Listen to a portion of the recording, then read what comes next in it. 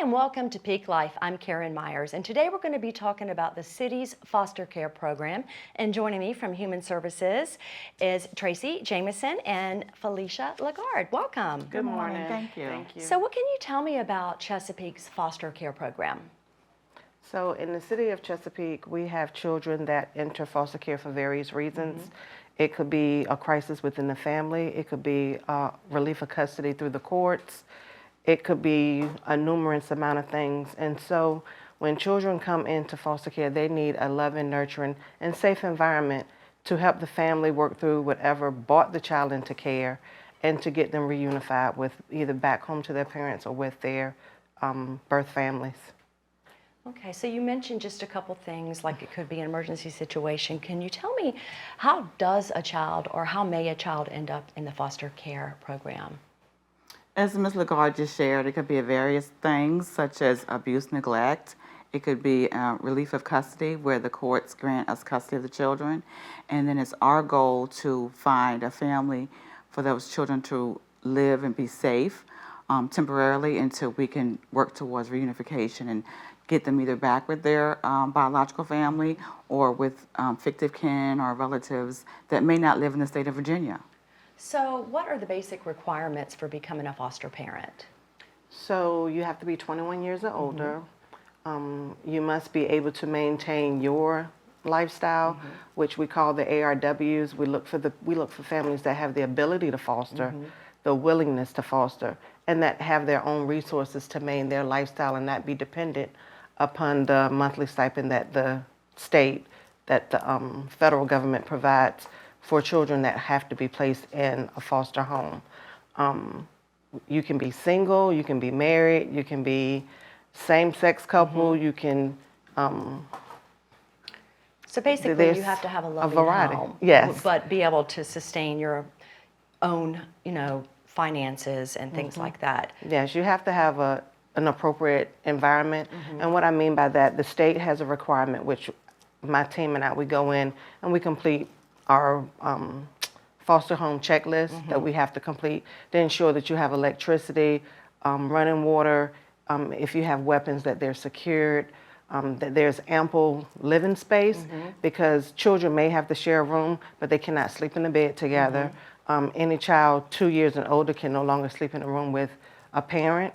At no time can a child sleep in a bed with an adult. So it's all about ensuring that the home has the appropriate basic needs to meet for that child. And again, they can share rooms, but it has to be an appropriate shared situation.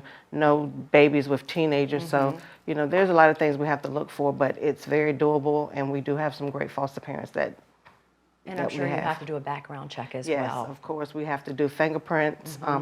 They're electronically done by the state police. And then we also do the central registry, which is a child abuse registry, to ensure there's no either pending CPS cases or founded CPS cases. And if you haven't lived in the state of Virginia for 5 years, whichever state you last lived in, then I have to run a background check for that state as well. So is there training for foster parents? Yes, ma'am. We have what is called PRIDE. This is our lovely brochure.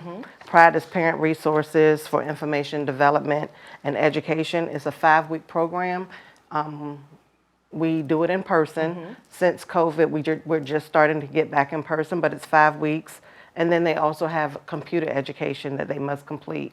Once they successfully complete PRIDE training, then we start, which is called the Mutual Family Assessment process. And that's the home study process, where we got to know your background information. We start running the checks and start doing the required home visits to ensure that the family meets the state's requirements and the agency's needs for our children. And it's so important that you do all of that, because I would imagine that most of these children, or some of them at least, are coming from maybe not the best situation, or could be a traumatic event that may have put them in that position. And so having that place to land that is safe and secure is vital. Absolutely. Yes. And the drive right now is we're looking for homes.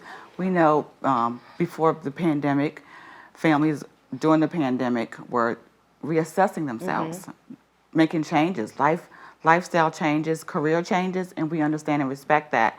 So we know families aren't willing to do it long term, because sometimes children stay in the care 18 months or longer.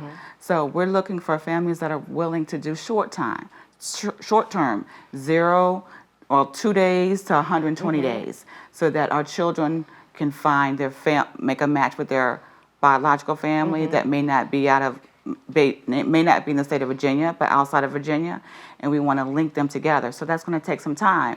So we can have foster homes that are willing to provide that temporary time with them in their home, in their loving, safe environment, until the department can identify family members that are willing to take on the responsibility.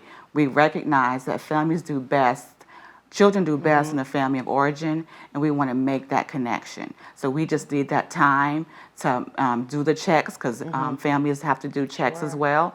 So we want to make sure that the children are safe in a foster home while the department works on that goal. So if we can identify families willing to do a short term, like I said, 2 to 120 days, that would help that child have some stability while the department works on a more permanent situation for them. So if I wanted to foster a child, could I specify that I will foster up until like maybe a month? Is there a time limit that someone maybe who did not want to do long term could do for a couple day placement, or what is sort of the guidelines for that? Absolutely. If they come to class and say, we really want to help, we have the space, we have the desire, and we want to help children in need, and they let us know they want to do a short term, we'll put them on a list, what we call respite. Okay. Because we also use respite for foster children that are in care, and we also use respite for children that are in the Child Protective Services program that may need to be placed outside of their home temporarily, and that could be up to 21 days. Okay. So that helps the Child Protective Services unit also work on identifying services for the family to keep the family intact. So what are some of the responsibilities for a foster parent beyond, of course, providing food and shelter in a loving home? I think the number one responsibility is to be a team player. You're part of a team. You're part of the Chesapeake Department of Human Services team, and we will have to work collaboratively to work towards permanency goals, and foster families are part of that process.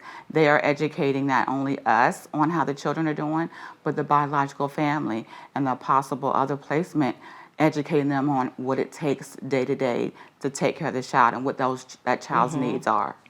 So how can someone get more information? I know that you have this pamphlet here, Yes, ma'am. and that gives you a little bit of everything about Yes, the it program. gives you an overview of the entire fostering program, but it's simple. You can go on the Chesapeake website for Human Services.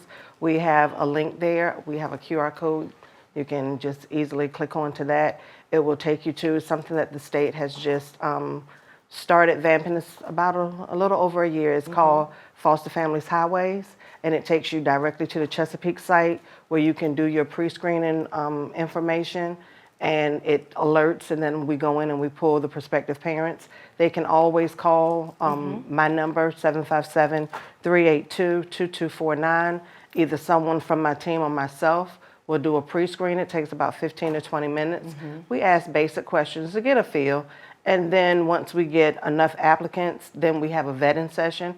We go through everything with the team to see who would be a good fit for the agency and be able to meet the needs of our children, and then we invite you to the PRIDE program, with the PRIDE training. So it's not only helping a child, I would imagine it's pretty rewarding for the foster parents as well.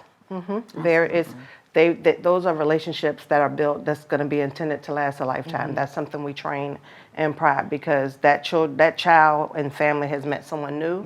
They learn things about the child that maybe the family wasn't aware of or didn't understand. So like Ms. Jamison said, they educate each other. And one thing that the state is really, really big on is kinship care. Like Ms. Jamison said, children do better in their family of origin. But let's say if something happened and for whatever reason, and the child needs to come into care, and we have Mr. and Mrs. Lee at church that knows this family, doesn't want to see the child go into a stranger foster home, then the agency will vet them to make them a kinship provider. The child will still be in foster care, but they'll be in the home of someone that they know, and that will work the process, working with schools, doctors, therapists, because children are traumatized when they have to be Absolutely. removed, Sure. and so is the family. So the agency, we recruit for those loving, nurturing families that understand that things happen, life happens, and just want to help the family to get through the crisis so we can safely reunite them. All right, great. Well, thank you, ladies, for joining me today. And information can be found on the website as well as the number that you provided. Yes. All right, I appreciate it. Thank you. Thank you. And thank you for joining us on Peak Life, and we'll see you next time.